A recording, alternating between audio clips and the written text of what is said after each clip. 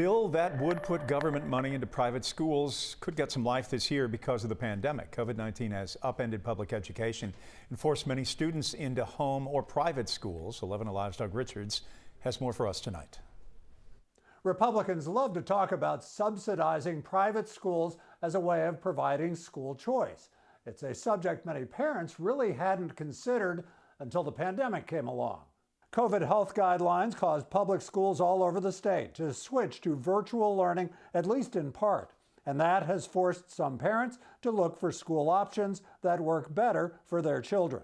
The decision to homeschool is quick and easy and free, but the actual process of homeschooling is a little bit, it is more of a burden. Kelly Rivera of Cobb County decided to homeschool her two sons last year and wound up paying thousands for new curriculum and new computer equipment, which was still less expensive than private school tuition. Now, Republican state lawmakers say the state budget money that pays public schools for Rivera's children and others ought to migrate with them when they leave public schools. That would create a state subsidy worth thousands of dollars for home or privately schooled children. The Georgia Association of Educators tells me public school teachers will oppose this bill, saying that it would impact public schools that already had to absorb hundreds of millions of dollars of state budget cuts last year.